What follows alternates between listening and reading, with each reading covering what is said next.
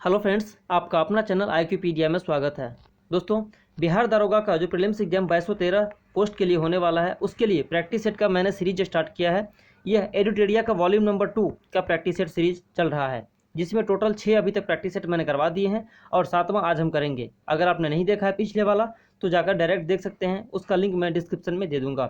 Friends, मैं बताना चाहूँगा कि इस चैनल के माध्यम से जो भी आपको स्टेट एग्जाम से लेकर के सेंट्रल गवर्नमेंट की जो भी वनडे एग्जाम्स होते हैं, उन सब के लिए अपडेट्स और स्टडी मटेरियल जो प्रोवाइड की जाती है बिल्कुल ऑथेंटिक सोर्स के साथ होते हैं वो। तो आप लोग चाहें तो चैनल पे बने रह सकते हैं। आज हम स्टार्ट करेंगे प्रैक्टिस सेट नंबर 7।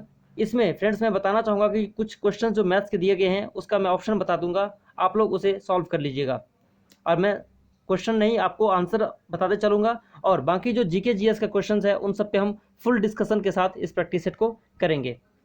आइए स्टार्ट करते हैं। पहला क्वेश्चन इसमें दिया है कि किसी समबाहु त्रिभुज की ऊंचाई 8√3 सेंटीमीटर है तो उसका क्षेत्रफल ज्ञात कीजिए। इसका सही आंसर हो जाएगा option number C, 64√3 centimetre square. दूसरा क्वेश्चन है कि 13,590 रुपये को 3 भागों में इस प्रकार विभाजित किया गया है कि पहला भाग तीसरे भाग का 2/3 है और दूसरे तथा तीसरे भाग का अनुपात 5:6 है, तो पहला भाग का मान ज्ञात करें। तो सेकंड का जो आंसर हो जाएगा आपका ऑप्शन नंबर डी, 3,624 रुपये। वैसे क्वेश्चन नंबर 3 है, इसका आंसर अगर आप देखें तो इसका सही आंसर हो जाएगा ऑप्शन नंबर बी, 8 वर्ष। अगला क्वेश्चन देखते हैं फ्रेंड्स।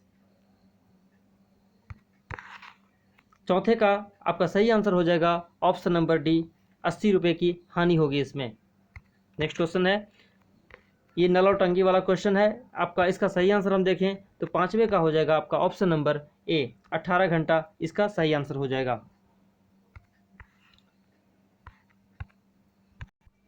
अब जीके जीएस और करंट अफेयर्स का क्वेश्चन शुरू हो रहा है यहाँ से।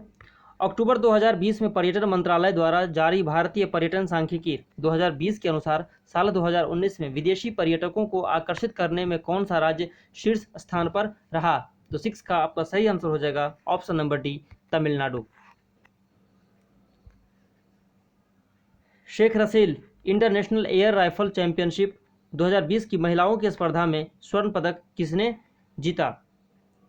ऑप्शन नंबर ए हो जाएगा इलावेनिल वलारिवन। ठीक है friends. Bangladesh shooting sports federation द्वारा आयोजित Sheikh Russel international air rifle championship 2020 की महिलाओं की स्पर्धा में स्वर्ण पदक भारतीय खिलाड़ी इलावेनिल वलारिवन ने जीता। ये भारतीय खिलाड़ी हैं, इंडियन स्पोर्ट्स प्लेयर हैं। ठीक है। अगला क्वेश्चन है कि अक्टूबर 2020 में शोभा नायडू का निधन हो गया, वह प्रसिद्ध नृत्यांगना थी।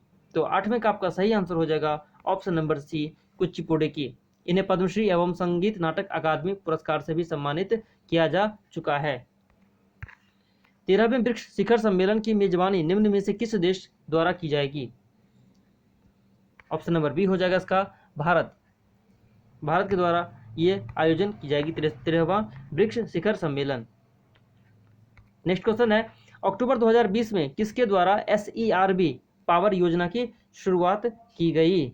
SERB की हम बात करें तो इसका जो फुल फॉर्म हो जाएगा science and engineering research board promoting opportunities for women in exploratory research, इसका फुल फॉर्म है। इसका सही आंसर हो जाएगा 10वें का option number B, doctor Harsh Vardhan. निम्नलिखित में से कौन सा जोवियन ग्रह नहीं है। ऑप्शन नंबर इसका ए हो जाएगा मंगल। ये मंगल जो है जोवियन ग्रह नहीं है। बाकी शनि, बृहस्पति और यूरेनस ये चारों जो है आपके मंगल जोवियन ग्रह के सर्कल में आ जाते हैं। ठीक है। टोटल 4 ग्रह होते हैं जो जोवियन होते हैं, जैसे गैसियस ग्रह भी कहा जाता है। बृहस्पति हो गया आपका, शनि हो गया, यूरेनस और नेपच्यून, ये सब सारे गैसीय ग्रह हैं जिन्हें जोवियन ग्रह भी कहा जाता है। ठीक है। जोवियन ग्रह का अर्थ होता है कि पृथ्वी के समान, यानी कि पृथ्वी के जैसा। और अगर 4 जोवियन ग्रह जो नहीं है उनकी हम बात करें टोटल 8 में से, तो आपका हो गया बुध हो जाएगा, मंगल हो जाएगा और उसके बाद आपका शुक्र हो जाएगा और पृथ्वी हो जाएगा। ठीक है। बिग बैंग की घटना कितने वर्ष पूर्व हुई। 12वें का सही आंसर हो जाएगा ऑप्शन नंबर डी, 13.7 अरब वर्ष पूर्व। ऑप्शन नंबर डी इसका सही आंसर हो जाएगा।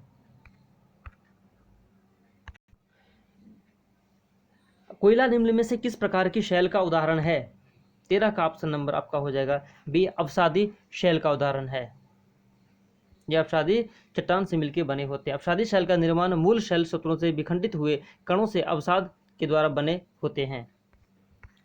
वायुमंडल में हीलियम गैस का आयतन के अनुसार प्रतिशत है, तो 14वें का आपका देखेंगे तो सही आंसर हो जाएगा ऑप्शन नंबर सी, 0.0005, बहुत ही कम मात्रा में है ये। सारगैसो सागर किस महासागर का भाग है?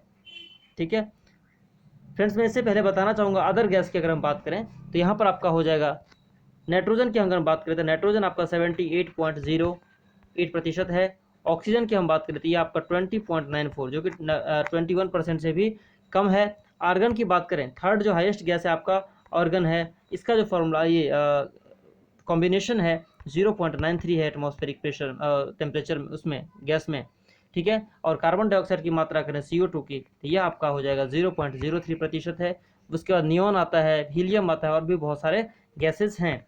अब बात करते हैं सारगैसो सागर किस महासागर का भाग है, तो आपका ये ऑप्शन नंबर डी हो जाएगा, यह अटलांटिक महासागर का भाग है। उत्तरी अटलांटिक महासागर में गल्फ स्ट्रीम, कनाडी तथा उत्तरी विषुवतीय धाराओं के चक्र के बीच स्थित शांत जल के क्षेत्र को सारगैसो सागर कहते हैं। इसके तट पर मोटी समुद्र घास तैरती रहती है, जिसके नाम पर इसका नाम सारगैसो सागर रखा गया है। बहुत ही इंपॉर्टेंट क्वेश्चन है ये, आप इसे याद कर सकते हैं। अंडमान और निकोबार को कौन सा जल क्षेत्र अलग करता है? तो यह आपका सही आंसर हो जाएगा ऑप्शन नंबर डी, उपर्युक्त में से कोई नहीं, क्योंकि अगर अंडमान निकोबार को जो अलग करता है यह 10 डिग्री चैनल करता है, 10 डिग्री चैनल, ठीक है फ्रेंड्स। इसलिए आपका ऑप्शन हिसाब से ऑप्शन नंबर डी सही हो जाएगा। कश्मीर घाटी निम्न में से किन दो पर्वत श्रेणियों के बीच स्थित है? तो यह आपका हो जाएगा ऑप्शन नंबर बी, बृहत हिमालय एवं पीर पांजाल। कश्मीर घाटी जो है वो बृहत हिमालय और पीर पांजाल पर्वत श्रेणियों के बीच स्थित है। निम्नलिखित में से कौन सी नदी ज्वार नदमुख का निर्माण करती है? ऑप्शन नंबर डी हो जाएगा नर्मदा, ठीक है फ्रेंड्स। प्रायद्वीपीय नदियां मुहाने पर ज्वार नदी मुख का या छोटे डेल्टा जिसे कहते हैं का निर्माण करती है, जैसे नर्मदा और ताप्ती, ये दो नदियां मुख्य रूप से इंडिया में इन ज्वार नदमुख का निर्माण करती है। हिमालय की नदियों की हम बात करें तो बड़े बड़े डेल्टा का निर्माण करती हैं ये, जैसे गंगा हो गया, ब्रह्मपुत्र हो गया, ये सब सारी नदियां जो है वो डेल्टा का निर्माण करती है। विश्व का सबसे बड़ा जो डेल्टा आपका है सुंदरबन डेल्टा, ठीक है। तो सुंदरबन डेल्टा जो आपका है यह इसी ब्रह्मपुत्र और हिमालय नदियों का, ब्रह्मपुत्र गंगा नदियों का भाग है। इंद्रावती किस नदी की सहायक नदी है? 19 का आपका सही आंसर हो जाएगा ऑप्शन नंबर सी, गोदावरी नदी। इंद्रावती जो है गोदावरी की सहायक नदी है। अगर हम अन्य नदियों की बात करें जो गोदावरी की सहायक नदियां हैं तो उनमें से प्रमुख आपके हैं प्राणहिता, पैनगंगा, वैनगंगा, वर्धा, प्रवदा, मानेर, ये सब सारे जो हैं, और पूर्णा हो गए, ये सब सारे गोदावरी नदी की अन्य सहायक नदियां हैं। ये इसे आप याद कीजिए, बहुत ज़्यादा इंपॉर्टेंट है और एग्जाम्स में क्वेश्चन डायरेक्टली यहाँ से पूछे जाते हैं। पंपा सरोवर निम्न में से किस राज्य में स्थित है? तो आपका ऑप्शन नंबर बी हो जाएगा, कर्नाटक में है यह पंपा सरोवर एवं वेलांदुर झील कर्नाटक में स्थित है। वेलांदुर झील आप इसे याद कर सकते हैं। पोचमपाद परियोजना किस नदी पर स्थित की गई है? तो 21 का आपका ऑप्शन नंबर डी हो जाएगा, गोदावरी नदी, ठीक है। यह तेलंगाना के निजामाबाद जिले में स्थित है। कहाँ पर? तो तेलंगाना के निजामाबाद।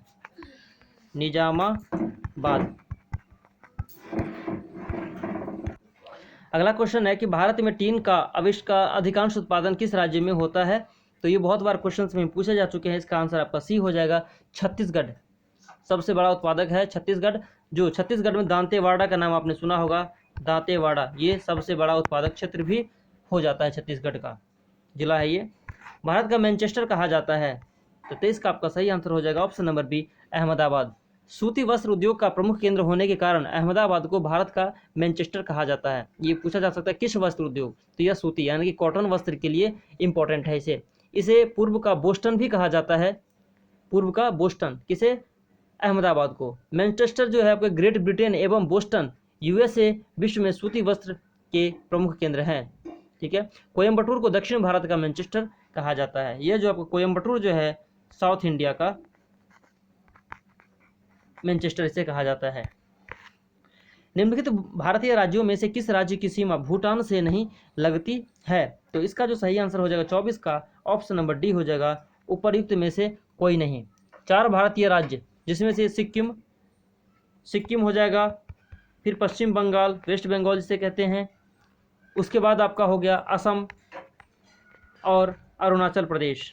ये सब सारे जो राज्य हैं, मतलब राज्य हैं, ये सब की सीमा जो भूटान से लगती है। ठीक है फ्रेंड्स, अगला क्वेश्चन है कि महावीर ने अपने उपदेश किस भाषा में दिया था? तो इसका सही आंसर हो जाएगा ऑप्शन नंबर बी, प्राकृत भाषा में। उन्होंने अपना उद्देश्य प्राकृत भाषा में दिया था। द्वितीय बौद्ध संगति किसके शासनकाल में आयोजित की गई थी? तो 26 का आपका सही आंसर हो जाएगा ऑप्शन नंबर बी, कालाशोक के शासनकाल में। ये कब हुई थी? तो 383 ईसा पूर्व में। पहला जो हुआ था 483 में हुआ था, और उसके बाद आपका हो गया तीसरा की बात करें तो 250 में हुआ था अशोका के टाइम पर, और लास्ट में जो हुआ था 78 में ईसा पूर्व में हुआ था। तो जो 26 का आपका सही आंसर हो जाएगा ऑप्शन नंबर बी, कालाशोक। ठीक है, और ये कहाँ पर हुई थी आयोजित? तो वैशाली में की गई थी, सेकंड बुद्ध संगति। शुंग शासकों में अपनी राजधानी कहाँ स्थापित की थी? ऑप्शन नंबर बी हो जाएगा इसका, विदिशा। ठीक है, शुंग शासकों ने अपनी राजधानी विदिशा में स्थापित की गई थी, जो प्रतिष्ठान सातवाहनों की राजधानी थी। प्रतिष्ठान की हम बात करें तो ये किसकी थी राजधानी? सातवाहन।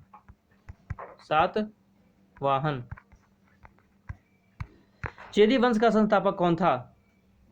ऑप्शन नंबर इसका बी हो जाएगा, महामेघवाहन। यह चेदी वंश का संस्थापक था। नेक्स्ट क्वेश्चन है कि प्रथम हुण आक्रमण किसके समय में हुआ? ऑप्शन नंबर सी हो जाएगा, स्कंदगुप्त के शासनकाल में हुआ था। जूनागढ़ अभिलेख में ज्ञात होता है कि स्कंदगुप्त ने हुणों के आक्रमण को विफल कर दिया था। महमूद गजनबी ने सोमनाथ मंदिर पर कब आक्रमण किया था? तो 30 का आपका सही आंसर हो जाएगा ऑप्शन नंबर डी, 1025 में। ठीक है, उस समय भीमदेव कठियावाड़ का शासक था। भीमदेव जो था कठियावाड़ का शासक था, वह बिना युद्ध किए ही भाग गया। गजनबी के द्वारा मंदिर को नष्ट कर दिया गया एवं लूट लिया गया। अजमेर में 2.5 दिन का झोपड़ा का मस्जिद का निर्माण किसने करवाया था? 31 का आपका सही आंसर हो जाएगा option number B, Qutubuddin Aibak ने। ठीक है, उन्होंने 2.5 दिन का झोपड़ा और दिल्ली में कुबत उल इस्लाम मस्जिद का निर्माण करवाया। उसी ने कुतुबुद्दीन बख्तियार खाकी के सम्मान में कुतुब मीनार का निर्माण प्रारंभ किया, जो किसके द्वारा? तो इल्तुतमिश के द्वारा कंप्लीट करवाया गया था। इब्न बतूता किसके शासनकाल में भारत आया था? तो 32 का आपका सही आंसर हो जाएगा ऑप्शन नंबर बी, मोहम्मद बिन तुगलक के शासनकाल में। कब आया था? तो 1333 ईस्वी में आया था। वह मोरक्को का निवासी था। मोहम्मद बिन तुगलक ने उसे दिल्ली का काजी नियुक्त किया। इब्न बतूता ने रेहला नामक पुस्तक की रचना की थी। रेहला, यह याद कीजिएगा, बहुत बार एग्जाम से पूछे जा चुके हैं ये क्वेश्चन। सरहिंद का युद्ध कब हुआ था? ऑप्शन नंबर डी हो जाएगा 1555 में। सरहिंद का युद्ध मुगलों एवं सिकंदर सूर के बीच 1555 ईस्वी में हुआ था। इस युद्ध में मुगलों का नेतृत्व बैरम खान ने किया था। सरहिंद के युद्ध में विजय के पश्चात हुमायूं ने दिल्ली, आगरा इत्यादि क्षेत्रों पर अधिकार कर लिया था। पंचतंत्र का अनवार ए सुहोली नामक फारसी भाषा में अनुवाद किसने किया था? पंचतंत्र का जो आविष्कार किया गया था, अनवर ए सुहेली नामक फारसी भाषा में अनुवाद किया गया था। यह आपके ऑप्शन नंबर ए हो जाएगा, हुसैन इब्न अली वैज के द्वारा किया गया था। निम्नलिखित में से किसे मुगल बादशाह द्वारा निजाम उल मुल्क की उपाधि प्रदान की गई थी? तो ऑप्शन नंबर बी हो जाएगा, चीन किलिच खान। ठीक है, मुगल बादशाह ने मोहम्मद शाह के द्वारा चीन किलिच खान को निजाम उल मुल्क की उपाधि प्रदान की गई थी। मोहम्मद शाह ने 1722 में उसे दक्कन की सूबेदारी सौंपी थी। 1724 में उसने स्वतंत्र हैदराबाद राज्य की स्थापना की थी। कब? तो 1724 में। बहुत इंपॉर्टेंट है ये। अस्थायी बंदोबस्त व्यवस्था किस वर्ष लागू की गई थी? ऑप्शन नंबर डी हो जाएगा, 1793 में की गई थी। किसके द्वारा की गई थी? तो लॉर्ड कॉर्नवालिस के द्वारा यह स्थापना की गई थी। अगला क्वेश्चन देखते हैं, सार्वजनिक समाज की स्थापना किनके द्वारा की गई थी? ऑप्शन नंबर ए हो जाएगा, महादेव गोविंद रानाडे के द्वारा। इन्होंने 1871 में सार्वजनिक समाज की स्थापना की थी। इन्हें महाराष्ट्र का सुकरात भी कहा जाता है। सुकरात, किसका? महाराष्ट्र का सुकरात। उन्हें पश्चिम भारत में सांस्कृतिक पुनर्जागरण का अग्रदूत भी कहा जाता है। अगला क्वेश्चन देखते हैं, मद्रास की संधि किनके बीच हुई थी? ऑप्शन नंबर ए हो जाएगा अंग्रेज एवं हैदर अली। मद्रास की संधि प्रथम आंग्ल मैसूर वॉर 1767 से 1769 के बीच हुई थी, जिसके समय 4 अप्रैल 1769 ईस्वी को अंग्रेजों एवं हैदर अली के बीच हुई थी मद्रास की संधि। नवजीवन समाचार पत्र के संपादक कौन थे? तो इसका आंसर हो जाएगा महात्मा गांधी। यह हिंदी और गुजराती में प्रकाशित होने वाला पत्रकार था, समाचार पत्र था। यूके सिन्हा समिति निम्न में से किससे संबंधित है? तो 40 का जो सही आंसर हो जाएगा ऑप्शन नंबर सी हो जाएगा, सूक्ष्म लघु एवं मध्यम उद्योग, micro small and medium enterprises.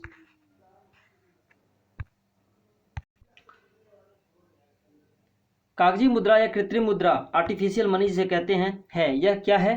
तो ऑप्शन नंबर इसका सही हो जाएगा विशेष आहरण अधिकार, जिसे SDR कहते हैं। यह है स्पेशल ड्राइंग राइट्स को कागजी मुद्रा या कृत्रिम मुद्रा कहा जाता है। केंद्रीय बजट में पूंजीगत प्राप्तियों के अंतर्गत निम्न में से कौन शामिल नहीं शामिल होता है? तो 42 का आपका सही आंसर हो जाएगा ऑप्शन नंबर ए निवेश, यह शामिल नहीं होता है। राजकोषीय घाटा है, राजकोषीय घाटा ये एग्जाम से पूछे गए क्वेश्चन है आपके। 43 का आपका सही आंसर हो जाएगा ऑप्शन नंबर सी बजटेरी घाटा प्लस उधार एवं अन्य देयताएं। राजकोषीय घाटा बराबर बजटेरी घाटा प्लस उधार एवं अन्य देयताएं सरकारी दायित्व के आधार पर। जब कोई देश अपनी मुद्रा का अवमूल्यन करता है तो इसका प्रभाव होता है। यह भी इंपॉर्टेंट क्वेश्चन है, पूछे जा चुके हैं। इसका आपका सही आंसर हो जाएगा ऑप्शन हिसाब से देखिए तो 44 का आपका सही आंसर हो जाएगा ऑप्शन नंबर सी 2 और 3, यानी कि निर्यात सस्ता हो जाता है और आयात महंगा हो जाता है। फ्रेंड्स अब अगला क्वेश्चन देखते हैं, आजादी के बाद से अब तक कितनी बार भारतीय रुपये का अवमूल्यन किया गया है? तो 45 का आपका सही आंसर हो जाएगा ऑप्शन नंबर बी 3 बार किया जा चुका है। कब कब? तो पहला हुआ था 1949 में 1949 में, दूसरा हुआ था 1966 में 1966 में, और तीसरा हुआ था 1991 में। ठीक है फ्रेंड्स, विदेशी मुद्रा भंडार फॉरेन एक्सचेंज रिजर्व्स के अंतर्गत शामिल होते हैं। तो इसके हिसाब से इसका आपका सही आंसर हो जाएगा 46 का देखेंगे तो ऑप्शन नंबर डी हो जाएगा 1, 2, 3 और 4, यानी कि चारों ऑप्शन हो जाएंगे। विदेशी आहरण अधिकार, स्पेशल ड्रॉइंग राइट्स, IMF के पास रिजर्व कोष, बिल्कुल सही है ये भी, स्वर्ण भंडार और विदेशी परिसंपत्तियां, सब सही इसमें हो जाएंगे। डॉक्टर राजेंद्र प्रसाद संविधान सभा के निम्न में से किस समिति के अध्यक्ष थे? 47 का सही आंसर हो जाएगा ऑप्शन नंबर डी, क्योंकि यह प्रक्रिया नियम के समिति के अध्यक्ष भी थे, संचालन समिति के भी अध्यक्ष थे और वित्त एवं कर्मचारी समिति, फाइनेंस एंड स्टाफ समिति के भी अध्यक्ष थे। 47 का इसलिए सही आंसर हो जाएगा ऑप्शन नंबर डी। संसदीय शासन प्रणाली की प्रमुख विशेषता है, तो 48 का आप देखेंगे तो आपके इसके हिसाब से सही आंसर हो जाएगा ऑप्शन नंबर सी 2 और 3। देखिए, कर सकते हो कठोर पृथक्करण, ये तो बिल्कुल गलत है। अब है दोहरी कार्यपालिका, बिल्कुल सही है। विधायिका एवं कार्यपालिका के मध्य सामंजस्यपूर्ण संबंध, बिल्कुल ये भी सही है। अगला क्वेश्चन है, निम्न में से कौन सा मूल अधिकारों के संबंध में सही नहीं है? तो 49 का आप देखेंगे तो इसका जो सही आंसर हो जाएगा आपका 49 का ऑप्शन नंबर डी हो जाएगा, उपर्युक्त में से कोई नहीं। देखो, मूल अधिकार असीमित नहीं है, इसका कोई लिमिट नहीं है, मतलब लिमिट में है। मूल अधिकार असीमित नहीं है, राज्य उन पर युक्ति युक्त प्रतिबंध लगा सकता है, ये स्थायी नहीं है, संसद में इनमें कटौती कर सकती है, संसद इनमें कटौती कर सकती है, ये वाद योग्य होते हैं, मूल अधिकारों के उल्लंघन की स्थिति में व्यक्ति अदालत जा सकता है। इस हिसाब से आपका सही आंसर हो जाएगा ऑप्शन नंबर डी, उपर्युक्त में से कोई नहीं। एक अनुच्छेद जिसके बिना संविधान अर्थविहीन है, यह संविधान की आत्मा और हृदय है। BR अम्बेडकर का यह कथन किस अनुच्छेद के संबंध से संबंधित है? तो 50 का सही आंसर हो जाएगा ऑप्शन नंबर सी, अनुच्छेद नंबर 32। ठीक है, डॉक्टर भीमराव अम्बेडकर का उपयुक्त कथन अनुच्छेद 32 से संबंधित है, जिसमें संवैधानिक उपचारों के अधिकार का उल्लेख है।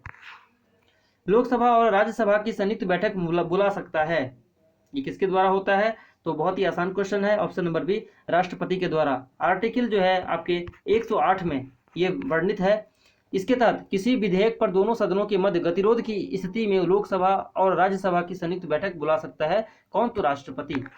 भारतीय संविधान के किस अनुच्छेद के अंतर्गत महान न्यायवादी की नियुक्ति की जाती है?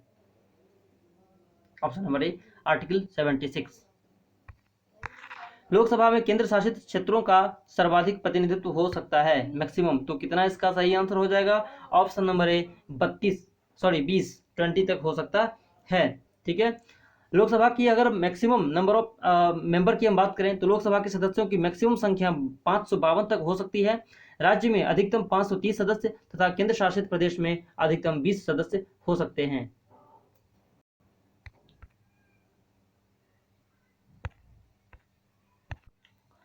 राज्यसभा तथा का सदस्य होने के लिए न्यूनतम आयु होनी चाहिए 54 का सही आंसर हो जाएगा। ऑप्शन नंबर बी, 30 वर्ष होनी चाहिए न्यूनतम आयु। भारत की संचित निधि से धन निकालने के लिए निम्न में से किसका अनुमोदन अनिवार्य है? 55 का सही आंसर हो जाएगा। ऑप्शन नंबर टी, संसद का। संसद की लोक लेखा समिति के अध्यक्ष की नियुक्ति करता है। 56 का सही आंसर हो जाएगा। ऑप्शन नंबर आपका ए, लोकसभा अध्यक्ष। ये लोकसभा अध्यक्ष के द्वारा किया जाता है। चिराग शेट्टी निम्नलिखित में से किस खेल से संबंधित हैं? ऑप्शन नंबर ए, बैडमिंटन से संबंधित है। इन्हें 2020 में अर्जुन पुरस्कार से सम्मानित किया गया। भारतीय दूरसंचार नियामक प्राधिकरण के वर्तमान अध्यक्ष हैं? Option number C, P D. Vaghela. P D. Vaghela इसके अध्यक्ष हैं प्रेजेंट। किस राज्य के काजी नेमू को जीआई टैग से प्रदान किया गया? तो 59 का ऑप्शन नंबर सी हो जाएगा, असम। असम के काजी नेमू को जीआई टैग प्रदान किया गया है। हाल ही में आसन संरक्षण रिजर्व को रामसर स्थल घोषित किया गया। आसन संरक्षण रिजर्व को रामसर स्थल घोषित किया गया, यह किस राज्य में स्थित है? तो 60 का सही आंसर हो जाएगा। ऑप्शन नंबर बी, उत्तराखंड में है यह स्थित। यह उत्तराखंड का पहला रामसर प्लेस है, स्थल है। संयुक्त राष्ट्र महासभा के 75वें सत्र की अध्यक्षता कौन है? 61 का आपका सही आंसर हो जाएगा। ऑप्शन नंबर सी, वोल्कन वोजकीर। अगस्त 2020 में ड्रैगन फ्लाई फेस्टिवल कहां मनाया गया? ऑप्शन बी हो जाएगा, यह केरल में मनाया गया।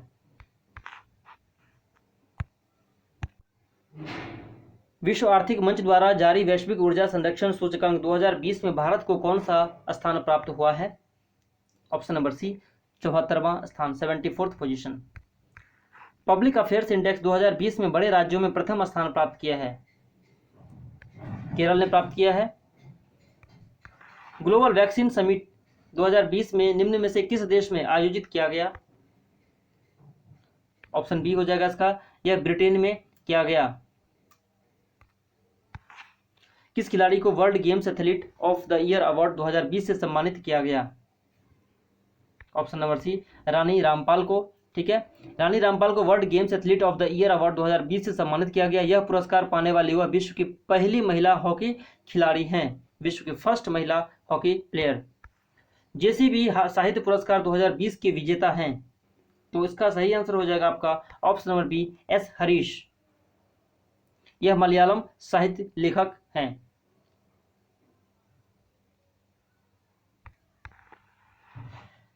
तेईसवां राष्ट्रीय ई गवर्नेंस सम्मेलन कहाँ संपन्न हुआ? ऑप्शन नंबर सी हो जाएगा, यह मुंबई में संपन्न हुआ। अगला क्वेश्चन देखते हैं। वर्ष 2020 में टाइलर पुरस्कार निम्न में से किसे प्रदान किया गया? ऑप्शन नंबर सी, पवन सुखदेव को। कोविड-19 को महामारी घोषित करने वाला पहला राज्य कौन था? Option number B, Haryana. Rajasthan COVID के कारण लॉकडाउन की घोषणा करने वाला पहला राज्य था। कौन? तो राजस्थान। और महामारी जो घोषित किया था, हरियाणा पहला राज्य बना था। 25वें शीतकालीन ओलंपिक खेलों की मेजबानी किस देश के द्वारा की जाएगी? ऑप्शन नंबर डी हो जाएगा, इटली के द्वारा की जाएगी। और यह कब हो जाएगी? 2022 में, 2022 में आयोजित की जाएगी।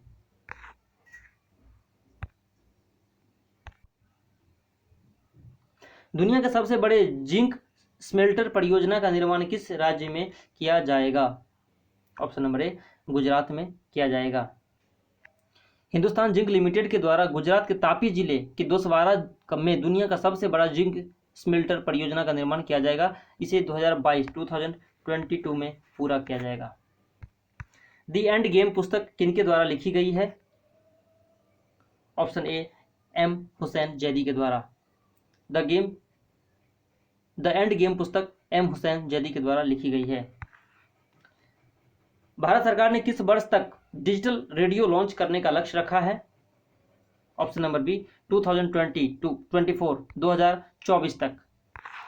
किस वरिष्ठ वैज्ञानिक को डीआरडीओ के scientist of the year award से सम्मानित किया गया है? हेमंत पांडे को। हाल ही में सदर जापरोव को किस देश का राष्ट्रपति चुना गया है? किर्गिस्तान। जनवरी 2021 में सदर जापरोव को किर्गिस्तान का राष्ट्रपति चुन लिया गया। देश का पहला परागणकर्ता पार्क विकसित किया गया है? ऑप्शन नंबर बी, उत्तराखंड में। निम्न में से कौन सा एक सदिश राशि नहीं है? ऑप्शन नंबर सी, विद्युत धारा। सदिश राशियों व्यक्त करने के लिए परिमाण और दिशा दोनों की आवश्यकता होती है। चुंबकीय क्षेत्र, चाल, प्रवणता, बल आघूर्ण आदि जो है सदिश राशियां हैं। विद्युत धारा क्या है कि अदिश राशि है। ताप के बढ़ने से द्रवों की श्यानता, सही आंसर इसका हो जाएगा ऑप्शन नंबर ए, घट जाती है। ताप बढ़ने से द्रव की श्यानता घट जाती है और घटने से बढ़ जाती है। निम्न में से कौन अनुचुंबकीय पदार्थ है? 80 का सही आंसर हो जाएगा ऑप्शन नंबर डी, एल्यूमिनियम। अनुचुंबकीय पदार्थ वे पदार्थ होते हैं जो चुंबकीय क्षेत्र में रखे जाने पर क्षेत्र की दिशा में मामूली रूप से यानी कि बहुत कम रूप से चुंबकीय हो जाते हैं, जैसे एल्यूमिनियम, सोडियम, प्लैटिनम, मैंगनीज, तांबा, क्लोराइड, ऑक्सीजन इत्यादि ये अनुचुंबकीय पदार्थ के अंतर्गत आते हैं। प्रकाश का तरंग सिद्धांत किसने दिया था? हाइगेंस ने यह सिद्धांत दिया था। और प्रकाश की प्रकृति कण और तरंग दोनों की होती है। न्यूटन कणिका सिद्धांत में प्रकाश के कणों से निर्मित क्या माना गया, जबकि हाइगेंस का तरंग सिद्धांत में प्रकाश को तरंग के रूप में माना गया। इस प्रकार प्रकाश दोहरी प्रकृति रखता है। सोलर कुकर में उपयोग किया जाता है? 82 का सही आंसर हो जाएगा ऑप्शन नंबर बी, अवतल दर्पण का उपयोग किया जाता है। निम्नलिखित में से कौन जर्मन सिल्वर मिश्र धातु के अवयव हैं? तो 83 का आपका हो जाएगा सही ऑप्शन नंबर डी, तांबा, जस्ता और निकल। अग्निरोधक वस्त्र बनाने में किस यौगिक का उपयोग किया जाता है? ऑप्शन नंबर सी हो जाएगा एल्यूमिनियम सल्फेट का। कार्नेलाइट किस धातु का अयस्क है? ऑप्शन नंबर सी, यह मैग्नीशियम का अयस्क है। स्टारफिश किस संघ का जंतु है? ऑप्शन नंबर ए हो जाएगा इकाइनोडर्मेटा। यह जो है इकाइनोडर्मेटा संघ का एक जंतु है। निम्न में से कौन सबसे बड़ा कोशिकांग है? तो 87 का आपका डी हो जाएगा न्यूक्लियस। न्यूक्लियस सबसे बड़ा कोशिकांग है। और सबसे छोटा कोशिकांग की हम बात करें तो यह आपका राइबोसोम हो जाता है, राइबोसोम। यदि माता का रक्त समूह ओ एवं पिता का रक्त समूह ए बी तो बच्चों में संभावित रक्त समूह होगा। ऑप्शन नंबर इसका हो जाएगा बी, ए बी। यदि माता का रक्त समूह ओ पिता का रक्त समूह ए बी हो तो बच्चों में संभावित रक्त समूह ए बी हो सकता है। एंथ्रेक्स रोग किसके कारण होता है? तो इसका आपका सही आंसर हो जाएगा 89 का ऑप्शन नंबर बी, जीवाणु का। ठीक है, यह त्वचा एवं फेफड़ों को प्रभावित करता है। निम्न में से कौन सा विटामिन घाव भरने में सहायक होता है? ये बहुत बार एग्जाम से पूछे जा चुके हैं, बहुत इंपॉर्टेंट है। Option number C, vitamin. यह खट्टे फलों में पाया जाता है। आंवले में सर्वाधिक मात्रा में विटामिन सी पाया जाता है, आंवला, आप याद रखिएगा। मस्तिष्क का कौन सा भाग शरीर का तापक्रम नियंत्रित करता है? ऑप्शन नंबर बी हो जाएगा हाइपोथैलेमस। निम्न में से कौन सा हार्मोन वृद्धि रोधक पादप हार्मोन है? 92 का option number D, abscisic acid, abscisic अम्ल। प्रोटीन का पाचन शरीर के किस अंग में आरंभ होता है? ऑप्शन नंबर सी, आमाशय में। नतांगकी नेशनल पार्क किस राज्य में है? तो 94 का सी आंसर हो जाएगा, ऑप्शन नंबर सी नागालैंड। ऊर्जा पिरामिड होता है, ऑप्शन नंबर ए हमेशा सीधा। वेनेजुएला की राजधानी कराकस निम्न में से किस नदी के किनारे स्थित है? तो 96 का आपका ऑप्शन नंबर सी हो जाएगा, ओरिनिको। 38वीं समानांतर रेखा किन दो देशों के बीच स्थित है? तो यह जो है 97 का आपका ऑप्शन नंबर डी हो जाएगा, उत्तर कोरिया और दक्षिण कोरिया के बीच। इकोलॉजी शब्द का सर्वप्रथम प्रयोग निम्न में से किसके द्वारा किया गया था? तो आपका ये ऑप्शन हो जाएगा 98 का ऑप्शन नंबर बी, हैकेल के द्वारा। इकोलॉजी शब्द का सर्वप्रथम प्रयोग हैकेल ने किया था। टांसले ने सर्वप्रथम इकोसिस्टम शब्द का प्रयोग किया था। इकोसिस्टम की बात करें तो टांसले इकोसिस्टम। स्टॉर्टिंग किस देश की संसद है? ऑप्शन नंबर बी, यह नेस्ले नॉर्वे की है। युद्ध नृत्य निम्न से किस राज्य का लोक नृत्य है? तो 100 का होगा option number B, Arunachal Pradesh. तो टोटल हमने दोस्तों 100 क्वेश्चंस कर लिए हैं। आशा करता हूं कि आपको इन सब क्वेश्चन से काफ़ी ज़्यादा लाभ मिला होगा, आपके स्कोर ठीक ठाक रहे होंगे। बहुत जल्द फिर आपको अगले दिन नेक्स्ट हम प्रैक्टिस सेट लेकर के आएंगे। Thank you. जय हिंद, जय भारत।